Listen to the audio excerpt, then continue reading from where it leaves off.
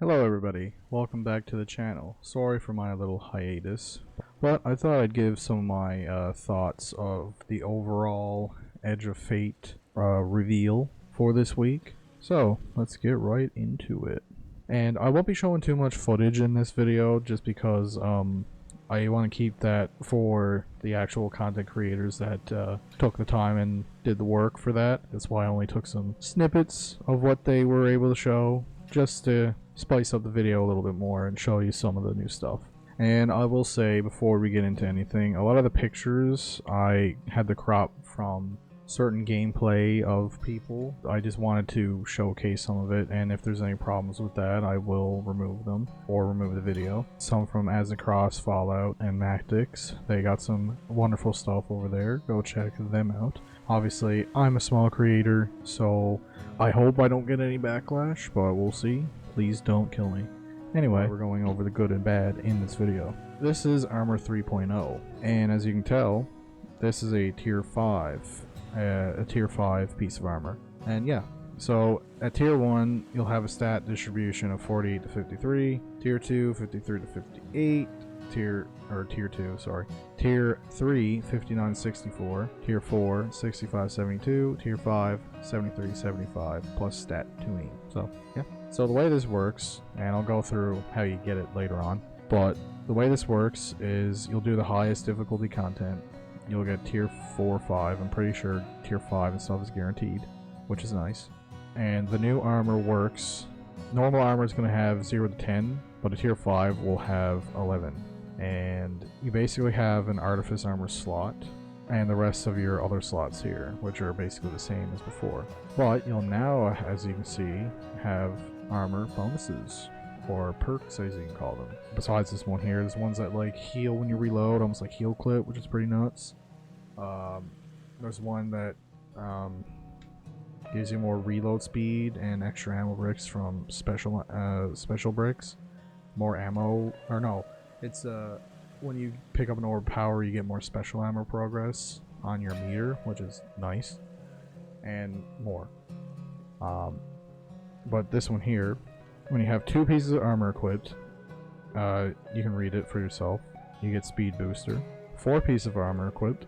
Oh, excuse me. 4 pieces of armor equipped. You have when a critical health being suspended or being slowed, or by stasis effect, you'll immediately get speed booster. So this is almost like mini amplified, which is pretty good. But as you can see, the stats are going to be a lot more spikier, and you'll have 0 in some of them. So you'll have armor and weapon archetypes actually. This archetype here is super and melee. So super is the primary, melee is the secondary set. I know it's hard to see. You'll have the highest in super and the second highest in melee, 30 and 25. So it's an easier way to tell what your stats are being distributed in. Because it was always a thing before, but it wasn't really clearly defined. And now it's actually going to be a thing you can look at, which is pretty good. Oh, and your armor is going to be, your armor and weapons are going to be important, especially the new stuff, because it's going to give you seasonal bonuses if you have the new stuff equipped when you see this little blue icon right here. So it is worthwhile to get the highest level gear and have it on you at all times, which is pretty good. Having an incentive to actually chase new stuff, not a bad thing in my opinion. But we'll look at some of this here. So you have your new versions of the artifice mods basically. So this basic one slightly increases the 3 lowest stats on this armor at no cost, and I believe it's one per stat, sorry. So say your lowest is melee, grenade, super, then it'll pump 1 into those stats. I should mention with the stats. The stats are going to be different now. So before, each point only attributed into a stat if it was at 10. That would be the slot where you would get a bonus. Because if you were at 19, you would still get the 10 bonus, but not 20, or up to 20. But now, if you're at 19, you'll get up to 19 instead of not having anything built in that stat. So every single point counts now, which is a very, very good change. I'm sorry, it is really hot in here, and I gotta wrap up this video soon. But anyway, so we had this one, and the new artifice perks are, you pick one, you go down in another one, as you can tell right here. 5 health, minus 5 super. So you kind of have to think about where you're putting your stats, which is, it's a little bit of a nerf to Artifice stuff, but it's actually totally more stats than before, because before with Artifice you'd only get a +3 without a negative. So you are sacrificing more, but you're gaining a little bit into that one stat, 2 extra into that one stat. So not too bad. And here, this is part of, I would say this is part of Armor 3.0, because you're going to be able to go into your exotic armor, which by the way, you will be able to have a piece of exotic armor on with a 4-piece or 2 2-pieces with the new perk system on the armor, or set bonuses, my bad. And you'll get some free rolls from Ada to be able to get new high stat versions of your armor. So the grind will be reduced a little bit. 20 pieces is not a whole lot, but at least it's something to be able to, you know, bring yourself in line with the new systems. So it's pretty good positive in my opinion. And here are the new stats. I know it's a terrible picture. But down here is where your new set bonuses are going to be displayed. The second one goes below that one. And this is how it's laid out now. So we have health right here, and melee obviously, grenade obviously, super, blast ability, and weapons. So the new systems for armor and stats and everything are going to make things a lot more interesting, in my opinion. Again, I'm going to reiterate this a lot. We'll have to wait and see on a lot of stuff, because if it takes a long time to grind one thing, people might not want to stick around, especially if we're doing the same stuff over and over again. You don't want repetitiveness. That's the gist of it, I guess. Here's more of the tier 5 system. This is what a tier 5 weapon looks like. So in tier 1, you'll basically just have this single row here, and nothing will be enhanced. Tier 2, you'll have this here, and these 2 right here will be enhanced. Actually, let me get my pen tool for this. Alright. I know it's a bit blurry, sorry. Actually, we'll go pink. Alright. This row right here, on a tier 1, nothing will be enhanced. It'll just be a basic weapon, like you get now, just a base weapon. Then, once you get a tier 2, these rows will be enhanced, which, by the way, when they drop, they will be enhanced, so you don't have to spend any materials. Good bonus. Good change there. A tier 3, I believe, is you still have one row here. A tier 3, you'll have this stuff here and the origin trait not enhanced, and then you'll have 2 rows here without any enhancement. And then a tier 4, you'll have these enhanced as well as these right here, and you won't have an enhanced origin trait or special decorations. I think these are enhanced as well in tier 4. I could be wrong. And as you can see, a tier 5 is everything across the board is fully enhanced. And it's going to make grinding for stuff pretty interesting. And you'll see there's a special effect here when you have a tier 5 weapon that you can slap on. And it's going to be the same for every season, which is kind of an interesting choice. But you'll also be able to, if you see here, the sweaty confetti, like grunt birthday party thing from Halo, back when the 30th anniversary was going on. That's not here anymore. I should have grabbed another picture, that's my bad. It'll be in a cosmetic slot where the shaders are now instead, because there will be a kill effect cosmetic with the tier 5 weapons as well. So if you got any questions in the comments, let me know, but we'll move on. Tier 5 weapons, pretty good looking, pretty good looking. So here is going to be a point of contention for some people, but I think it is a net positive for especially new players, and even easing our annoyances. Now, I love the world map, and as you can see, it's still there, excuse me. It is simplified and very much like overly simplified. A lot of people seem mixed about it. I think it's great for new people to be able to get into the game, click on one thing, be like, okay, that's what I want to get, and then jump right in, instead of having to sift through a bunch of menus and try and find where you need to go and be super confused. Because people have been using the world map for years, and obviously the veteran players are veteran players, so they're good at doing it, like myself.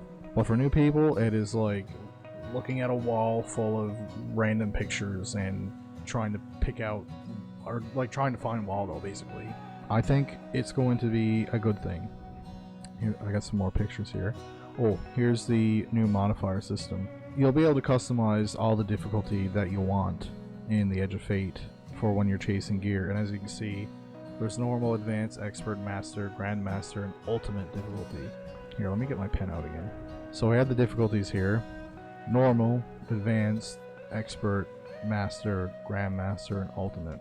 And now you're going to be able to change your difficulty modifiers to affect how much rewards you get, but also how easy it is. So if it's easier, you're going to get little rewards, tier 1, tier 2 stuff. If it's harder and you put more modifiers on, it's going to give you tier 4, tier 5 stuff. I really hope they don't make it harder than, like, GMs right now aren't really too hard, but with all the changes they're making to the game, the power and blah blah blah in the systems, I really want to know where that difficulty lands, because if it's like, okay, maybe not a lot of distant people know this, but if it's like Doom Eternal on like the highest difficulty, full speed, everything, like, you will not be able to get through that. Normal people will not be able to get through that stuff. But if it's still a little, like, GMs is still here, but if Ultimate is just a little bit more than GM, then that'll leave some good challenge for people that really want it. But if you're still able to get 4 and 5 on Grandmaster, then I don't think that'll be too bad. As you can see here, if he selects this, he will get a tier 2 reward, and the tier 2 is indicated by these little diamonds here. I know that red kind of matches. That's a bit better. It'll show you what your rewards are. It'll, as you can see here, you'll be able to see the difficulty. When you get up to the higher ones, you'll get tier 4 and tier 5 rewards. And I think this system is going to be really well received, to be honest, because we haven't had a lot of selection in the past with stuff. Like, you'll get a certain modifier, like that modifier that makes it so you don't regenerate health and you gotta pick up orbs or punch or something. Oh man, I hate that one so much. But yeah, that's it for that. Yeah, power is going to be changing as well. So power is going to be reduced down to 10. You're going to start at 10, and then the cap for each season will be 200, and anything above that is going to be something that gets wiped. So as you can see here, increase power beyond 200 by obtaining new gear with seasonal bonus power. Earn higher seasonal bonus power by playing harder activities. Seasonal bonus power expires at the end of the season. There you go. Basically the same thing that we have now, in my opinion. I think the cap that I've seen is 450, so a little bit of a power grind there, but everybody's going to be sitting at 200 each season, so you're only really going to need to get 250 levels. And by the way, each season is going to look to be around 4 to 6 months. It's not going to be too bad, I don't think. And yeah, here's the artifact. Sorry if this is a little bit all over the place, by the way. I'm going to try and pack it in and make it more neat. In the artifact, I wish I had a better picture there, but once you have new gear, this is your armor. I'll get my pen out again. Right here you have your armor bonuses. I'm pretty sure those are the plus 15% when you're at 5 out of 5, by the way. Not sure how that's going to work with exotics, because there's only a handful of new exotic armor, so I really hope 3% is not that much anyway. But when you have new weapons, you'll see you'll have each slot's damage here. Normal artifact stuff right there. You'll get bonuses for wearing new gear. Pretty simple, pretty straightforward. By the way, you hover over the artifact and you see all this stuff, so it's going to be a good incentive to get new stuff and to use the new stuff. Which before, it was just like, you looked at the new stuff and you're like, oh, this is crap, and then you just throw it to the side, really. So this'll be a good incentive. Oh, I should have had this earlier, but this is the portal, and you'll be able to see the rewards that you're going to be able to get for each thing. And there's going to be days with bonus drops. It's going to make things a lot more interesting, I think, when you're trying to chase gear. And you're obviously going to want to go for the stuff with bonus drops so you can get things quicker. Here's the Arcane Cannon, Arcane Stasis, and Cannon. While overcharged, each mode expends a portion of overcharge for additional effects on final blows or precision hits. Arc mode calls down lightning strikes. Stasis mode creates an explosion and formation of stasis crystals.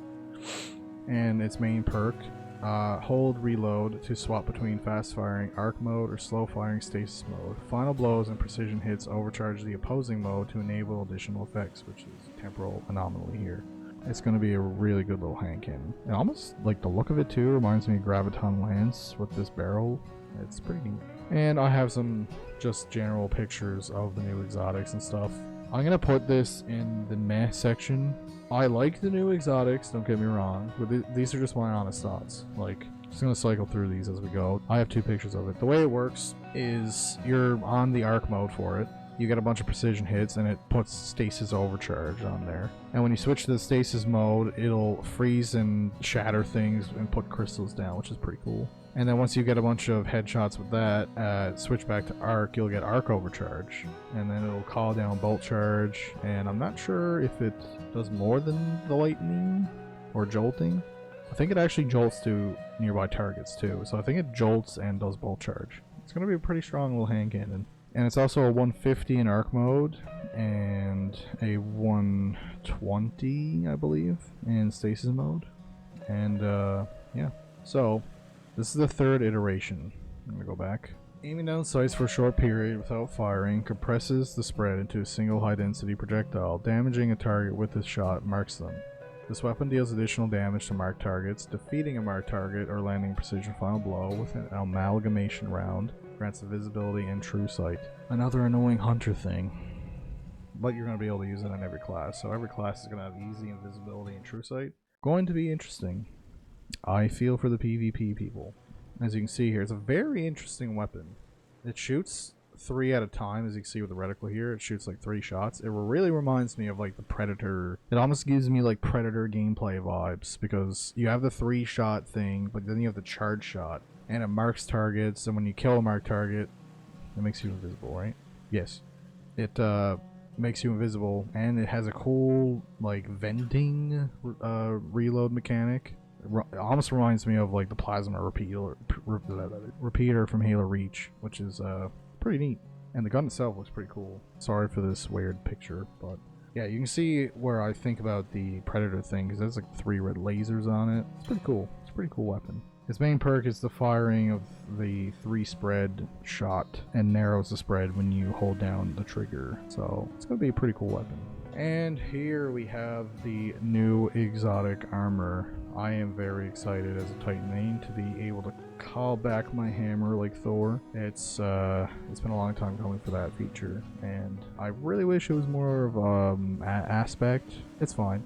I did not notice the Black Armory logo on there. That's pretty cool. Then you have the Warlock and the Hunter one as well, and we'll look at them right here. So, for Titans, like myself, Forge Master. Collecting a fire sprite or rapid solar final blows makes you a Forge Master, allowing you to recall your throwing hammer. Badass. After impacting a target, recall your hammer at full intensity to perform a perfect recall, causing an explosion of forged slag. I don't really know what that is. Maybe it's like a mini ignition, but we'll see. Perfect recalls and collecting fire sprites extend your time as a Forge Master. I am so excited for this. This is kind of what sold me, I'm not gonna lie, on the expansion. That and the spread shot hand cannon with 1-2 punch. Easy hammer play all day, every day. And our new Warlock gauntlet here has a little Cabal stuff going on the cosmetic look of it. Console's pitch. Hellion projectiles deal increased damage the further they travel, eventually fracturing into scorching shrapnel. And I don't want to show any gameplay. Basically, it like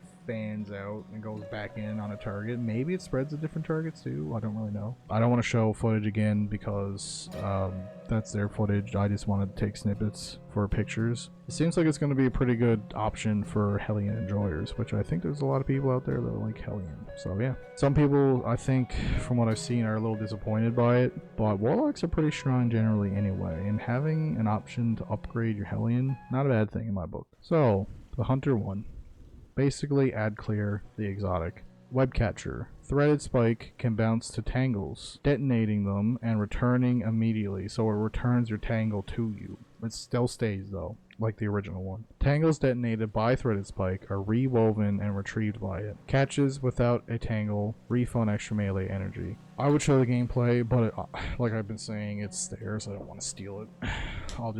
I just take the pictures. Sorry, don't hurt me. But this is really crazy in gameplay. So he throws the threaded needle, threaded spike, whatever it's called. If he has the aspect on that explodes the tangle and there's a little whirling maelstrom, I think it's called, you're able to do that and then create another one and throw that one and have like 2 going, and you can just like keep it going, and it's crazy. Like the ad clear potential for it is going to be insane, and the chest piece also looks really dope. I think hunters are eating good there too. Sorry warlocks, we love you. So overall, let's get into the good and the bad. What we discussed, we have armor 3.0, and that goes with exotic armor as well, technically. We have that, and we have the tier system. Some people, I think most people like the tier system. Sorry for my beautiful writing. The tier system is very interesting, and I think it adds a lot to the game. It kind of like meshes the adept system and the multi-perk system and the enhanceable trait system all into one package and kind of streamlines it all. I think it's going to be good for chasing stuff and doing the most challenging stuff to get the tier 5s. I really hope that pays off really well too, but we'll just have to wait and see again about how it's going to feel when you're doing it, because if it's really difficult, then it's not going to be worth it really. I really hope it doesn't end up being like an artifice armor situation where you look at it and you're like, do I need 3 extra stats? Not really. Some people go for it, some people didn't. So most people didn't, I would say, but yeah. And then custom modifiers. Again, sorry for my terrible art here. It really reminds me of, actually I should have mentioned it, but it really reminds me of the being able to change skulls out in Halo on like higher difficulties and stuff. It really adds that extra oomph to the game to be able to say, okay, I don't want this one, I want this one. And you're able to have an experience that you can curate and have a good time with. So I am all on board for that. What do I have written here? Oh, returning, I forgot to mention this. Returning seasonal activities. So there's going to be some things like the coil that are returning, which really interests me because usually they just throw them away. So that's a good bonus. I think that's a good bonus. I'm going to put the portal in good because anything that can bring new players in easily and make them enjoy the game, it is a good thing in my book. So I'm going to stick that there. Also, power reset and changes. I'm going to keep this short, so reset, oh god, plus system changes. Good lord. Having the power reset is going to really make it feel like everybody's starting at the same point, and that's a good thing. That's why all these changes, when they culminate together, I feel like it's going to make a good experience, and that's probably what Bungie has in mind too. But unfortunately for some people, and I feel it a little bit too, having gone through getting up to 2,000 and above power and then having it fall back down to a reset feels like an artificial way to just introduce change, I guess. Just artificial change for the sake of it. I don't know. But having the number just tick up is also probably a bad thing. It's like having sequels with, you go like Halo 1, 2, 3, 4, and then you're up to like 87. So it's probably why they did that. Because they're also going, hey, we're doing 200 at the base power. You get to 450, 550, and that's like the seasonal cap. And then the season rolls over, and then you're back to 200. So it'll probably make it a little more streamlined. So I think it's a good thing. And the system changes overall. I feel like there's a lot of good there. There's a lot of good sandbox system and overall overhauls to the game. Now let's get into the bad and the meh, because there's a lot of those as well. I'm putting it in red because it is a point of contention. No new subclass. This is an unfortunate one and really irks me for the, because me personally, I have not pre-ordered yet. I really want to wait and see. There's going to be more reveals towards the end of the month. I really want to wait and see where everything goes because they could reveal more. So this might age like milk, but there's no new subclass and there's no new super, should have written down, and no prismatic board additions. When you're introducing a new expansion, you really want that hook to get people in. All these system changes and everything is fine, but when you don't have that big oomph, that big selling point, it really gives people like a hard choice between buying this expansion and spending it on whatever else. Now, can they realistically do this stuff every year? Probably not. But I think they should get into the cycle of like new prismatic for this expansion, like Edge of Fate, and then like new subclass for Renegades. And I really think they should have had something new, like even new aspects of fragments. Like give us something new to play with at the expansion launch. Like obviously we have the new exotics and we have the new weapons, but that's another thing I'm gonna put down in meh, is that it's like we're spending more for less. That's not really a good thing, in my opinion. So that's what my next thing is like less, or let's do feels like less overall, paying for more. And that's not a good feeling to have. I've seen people be 50-50 about a lot of stuff, and I feel like that number could swing into the bad way even more if they keep reducing what we get in each expansion. It can't be a continuing trend, because it leads to the game dying. I'll say it. It leads to the game dying if you don't put in new tools to play with. And I know we have the 3 new armors, we have the couple new weapons, and obviously all the new legendary weapons. But you need to give us that power fantasy of our supers and like the main point of the game. And here's what I'm gonna do as well. And I'm gonna say it: Kepler abilities, don't make fun of my writing, are not it. They shouldn't be calling them abilities, because we're not able to take them in other parts of the game. They're mechanics meant for the destination. They're not abilities. Like, yeah, they might be character abilities for ourselves because it's mixed with dark matter or whatever it is, but it isn't new abilities like in our kit or anything. There should be a clear separation there. Also, what's another meh thing that I can think of? Yeah, okay. I'll say this: Kepler isn't piquing interest. When we saw things like Savathun's Throne World and heard things about Neptune, even though like the Pale Heart, when we look at Kepler, it's really interesting and really like mind warpy the way that they presented it. But from what they showed, it just feels very samey. I've seen a little bit of clips of footage where they've shown reused areas from like Forsaken and stuff like that. So is there more good than bad? Sure. But this bad right here, that's a big bad. If they show off more weapons and more armor, cool. But if they don't have anything more new to show and we go into the expansion and this is basically what they've showed us right now is what we're getting, man, for me personally, it feels like it's not enough, especially if you're asking for a full price expansion. So yeah, that's basically my thoughts on this. I hope you guys somewhat agree with me. I think there's a lot of good shake-up in this expansion, but I don't know if the price is really justified. And I'm also thinking I'm thinking about the biggest edition that comes with New Land Beyond. And like for me, that's like $130. Like that's a lot of money to spend on a game. And like it's an ultimate edition, but you don't even get anything physical. So it's becoming more and more of a burden every year for them to be asking more, and it feels like we're getting less. Listen, I'm probably going to end up buying it anyway, just because I want to have something to play on the channel. I like Destiny, and I still like Destiny, and I want it to keep going, but oh, you know what? I'll add another thing here. No real innovation. Like, yes, the new Kepler abilities, they're interesting, they're neat, but like, they're locked to the destination, and it's basically Deep Sight 2.0. Oh, God. It really affects everything. Like, when you have this like all this good with this bad, it really makes it harder to justify the purchase. Because like, yes, they're doing things to make the game more interesting, sure, but is the game really changing? Let me know in the comments below. Leave a like, leave a sub, and I'll catch you guys in the next one. Later.